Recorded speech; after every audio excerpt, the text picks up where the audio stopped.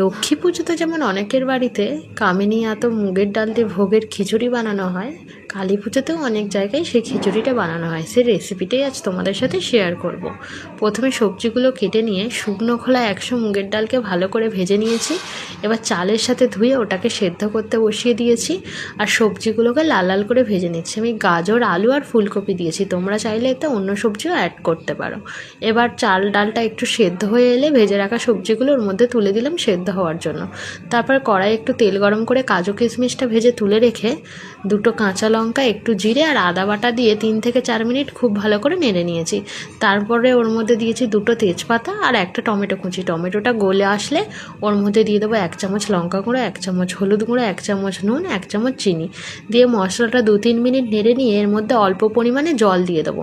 জলটা দিয়ে 5 থেকে 7 মিনিট খুব ভালো করে মশলাটা ফুটিয়ে নেব। মশলাটা একটু ঘন হয়ে এলে ওর মধ্যে দিয়ে দেবো কুচিয়ে রাখা ধনে পাতা দিয়ে আরও 3 থেকে 4 মিনিট নেড়ে নিয়ে সেদ্ধ হয়ে থাকা চাল ডালটার মধ্যে ওই মশলাটা তুলে দেবো। এবার দেবো কাজু কিশমিশ আর সবশেষে দেবো 2 চামচ ঘি। তারপরে নেড়ে ভালো করে নাবিয়ে